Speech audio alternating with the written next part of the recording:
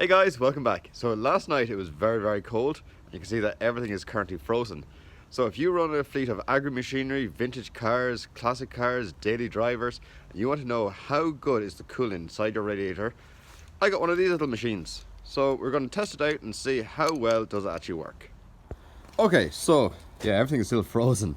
So I got one of these little machines here. It's like a pipette where you squeeze the top of it and it sucks up the coolant from the tank and just does it as a test. So the way you work it is you keep this piece here level, and as you suck up the coolant you have to fill to this line here, and there's a little arm that swings out, you can see it there, and it'll tell you the freezing point of your coolant. So if it's like water, it'll have a freezing point of 0, and then you'll have like a better and better antifreeze in it, it'll have a lower and lower freezing point. So we're going to try it out on the JCB, then on the tractor, and we'll find some classic cars as well. So we'll see what the type of quantity of antifreeze there is in every vehicle and see which ones need to be topped up and which ones are okay. Okay. Ugh, it's frozen. Okay, let's open up the coolant reservoir and put it in our machine. Okay, here we are with the JCB. Let's try the JCB. That goes in. Oh, this isn't looking good. So for level, and it's just barely above freezing point. So there is a little bit of antifreeze still left in it, but obviously it's been topped up over the year. So yeah, that definitely needs antifreeze put into it. So that's the beauty of this little machine. It's so simple and it gives you a result straight away, and it's very easy to know, well, does this radiator need antifreeze or does it not? So let's try a different machine and see how it's doing.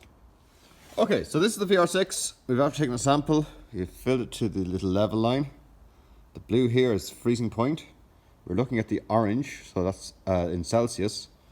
It's probably pointing at about -6, so yeah, maybe we put in a bit more antifreeze there and bring up it maybe even to -12, but yeah, it needs definitely a bit more antifreeze, but that's how it works. So this car is good until -6.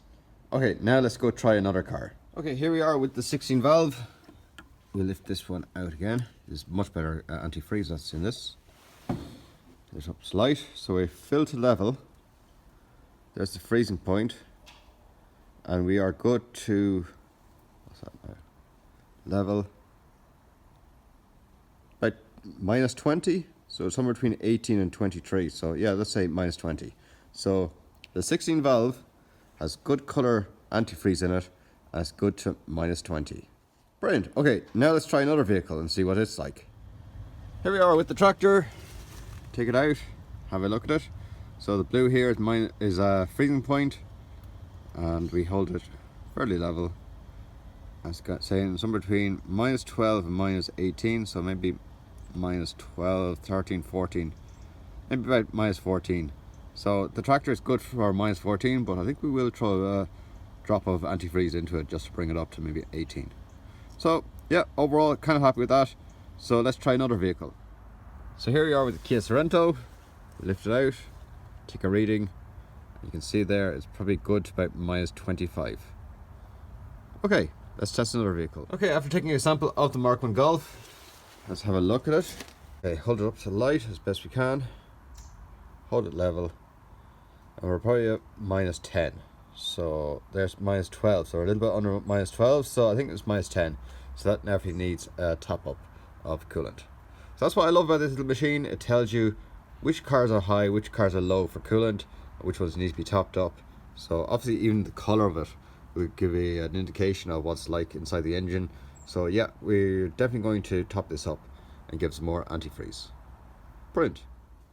So rather than walking around to every single vehicle, I took a sample of pure antifreeze. It's the yellow or green antifreeze, and using the orange scale, which is Celsius, you can see that the red needle is up here at the very top.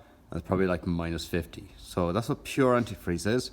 It's good to -50 or somewhere around that area. Okay, so now that we know what pure yellow antifreeze is, let's see what the Volkswagen Pink G12 coolant or antifreeze is like. Okay, next we're going to test the pink coolant that Volkswagen recommends. So I have this in the Audi TT as well.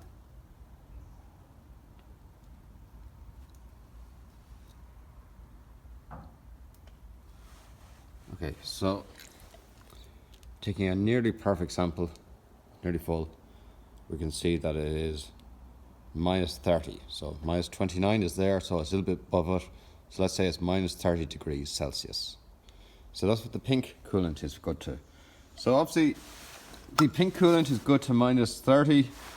The green coolant is good to minus 50. So let's see what water is, just to make sure that the machine is actually calibrated. Okay, so taking a sample of the water, you can see it's filled to level, we're holding it level, and going kind of square. The needle is just a little above freezing point, so maybe the sticker is slightly in the wrong place, or the machine is slightly inaccurate, but overall we know that whatever it's pointing at, just coming back a little bit like dust. Maybe it's been a little bit optimistic, but yeah, we're going to say that's pretty much at 0. So that's what water is. So also, if you turn it around, it'll tell you what the boiling point of each of the fluids is. So obviously water, it's going to be at 100 degrees.